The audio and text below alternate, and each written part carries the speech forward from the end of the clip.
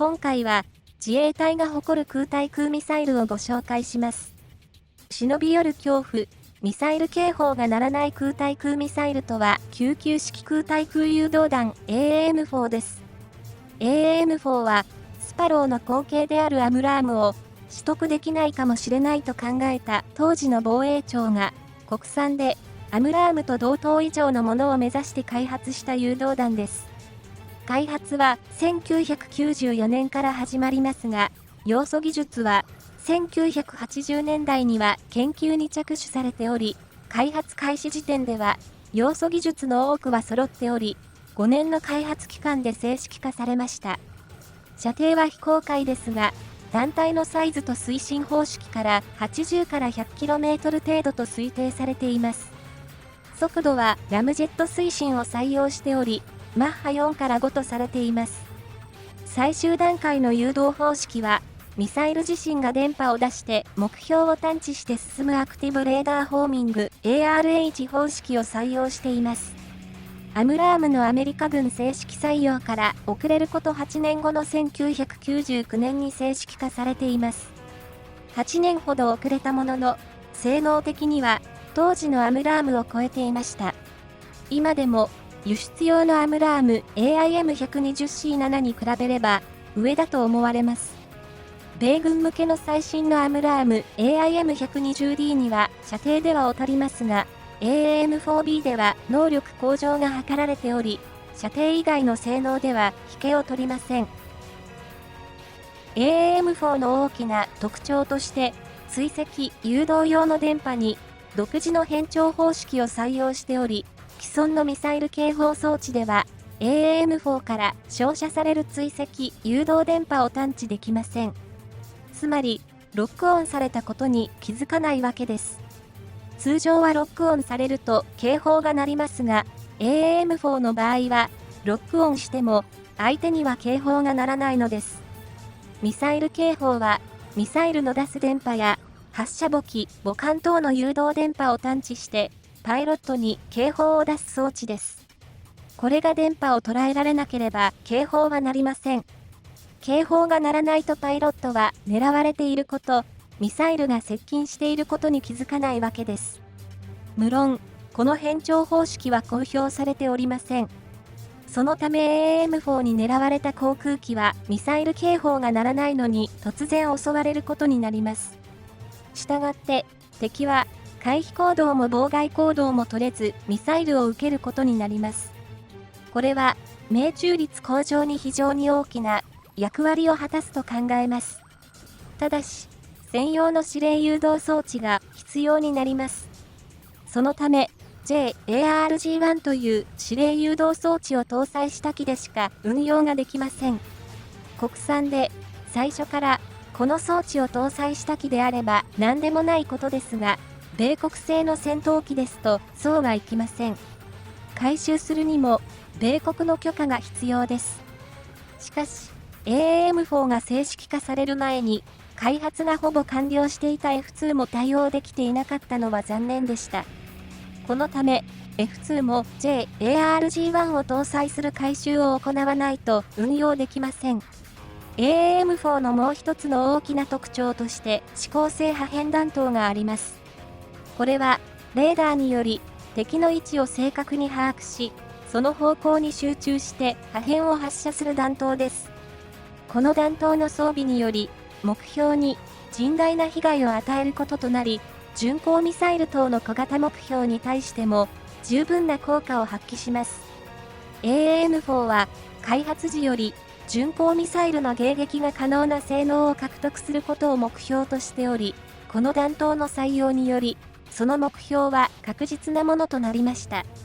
試験においても標的とされた ASM2 をすべて撃墜することに成功しています。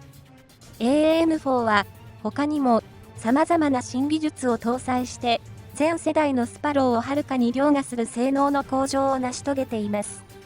半導体には高出力の非化ガリウム半導体を採用しており、目標を探知してロックオンする能力、妨害電波 ECM に耐える能力 ECCM、地表や海面からのレーダー反射を受けながらも、目標を識別探知するクラッター除去能力が大幅に向上しています。また、ミサイルの前を横切るように飛翔する横行目標の探知も可能となっています。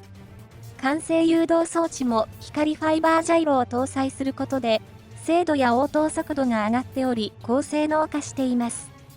気になるスタンドオフ性能ですが、ミサイル自身による探知距離、つまり、ミサイルが搭載するレーダーによる探知距離となりますが、アムラームが 22km 程度、AAM4 が 25km 程度とされています。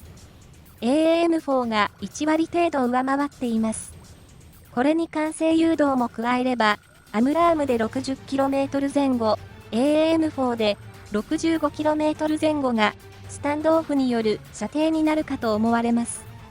ただし、管制誘導プラスミサイル搭載のレーダーでの探知では、ミサイルのシーカーが敵機を探知できる距離まで、管制誘導で飛翔します。管制誘導は、あらかじめ指示された地点に向かうため、敵機が予想外の進路に大きく軌道した場合は、予定通り、ミサイルがその地点に到着しても、敵機がおらず、ミサイルのシーカーに敵機を捉えられない場合が発生し得ます。そのため、スタンドオフ性能としては 60km 以上の性能がありますが、実戦においては常に有効とは限りません。このような状況を回避するには、ミサイルのシーカーが捉えられる範囲まで、発射母機または指令誘導が可能な他の機体から指令誘導を行うという方法が取られますが、これは誘導機がレーダーを発信して敵機を捕捉する必要があります。そのため、誘導機は危険に身をさらすことになります。ですが、他にも方法はあります。例えば、早期警戒管制機や早期警戒機などの長距離捜索レーダーを装備した機が支援するという方法です。これらの警戒機が敵の位置及び予想進路をミサイルを誘導する機に伝え、その情報に基づいて指令誘導を行う方法です。空自では、すでに警戒機と戦闘機の間でのデータリンクが可能ですので、警戒機が探知した敵情報は自動的に戦闘機の表示装置に表示されます。したがって、パイロットはその情報をミサイルに指令すればよいわけです。この方法であれば、誘導機は敵との距離を保ちながら、レーダーを発信する必要もなく、敵の射程外に身を置いて、指令誘導が可能となります。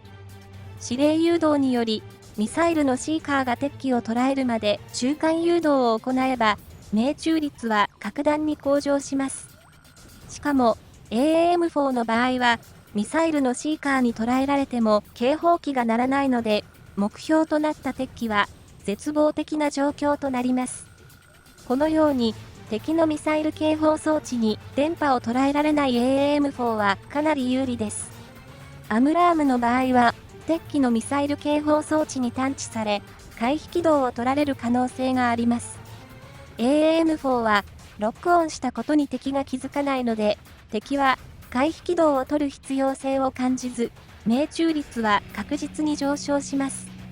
また、AAM4 はデータリンク装置を搭載しており、JARG1 指令誘導装置を搭載した両機が指令誘導を引き継ぐことも可能であり、この点もアムラームを凌駕します。ただし、最新型のアムラーム AIM120D ではデータリンクに対応しており、同様の操作が可能となっています。その後 AAM4 は改良され、2010年度取得分から改良型の AAM4B が配備されています。基本的な機能は、そのままに、高性能な窒化ガリウム素子を使用した半導体を採用し、能力向上が図られています。データリンクが双方向になったという情報もありますが、これは確認できませんでした。双方向のメリットとしては、ミサイルが敵機を探知したとか、命中したという情報がミサイルから誘導機にも伝えられることにより、誘導機側の次のアクションを円滑に進めることが可能になります。AAM4B は、シーカーの探知距離は 1.2 倍程度の 30km に向上、管制誘導を利用した射程が 1.2 倍程度の 80km 程度まで向上していると思われますので、敵機にとってはかなりの脅威になるかと思います。このように高性能な AAM4 ですが、一つ短所がありまして、それはミサイル本体が大きく重いということです。そのため、F35 の兵装庫に搭載することができず、F35 はアムラームを搭載することになりました。また、F15 においても4発搭載が限度と言われています。空自は F35 導入時に JARG1 を搭載しようと思ったようですが、残念ながら断念しています。F35 のステルス性能を利用し、敵機近くに進出させ、データリンクで F15 や F2 が発射した AAM4B を指令誘導できれば、非常に大きなアドバンテージだったのですが、これは実現できませんでした。今後の改修で運用能力が獲得される可能性はありますが、勝手に改造ができない優勝軍事援助の機体ですので、そう簡単にはいかないと思います。ミーテや大量の次期空対空ミサイル、JNAM では F35 への搭載も検討されるようですが、これも射撃式装置の改造や指令誘導装置が必要でしょうから難しいでしょう。したがって、この野望は次期戦闘機 F3 に持ち越しとなると思われます。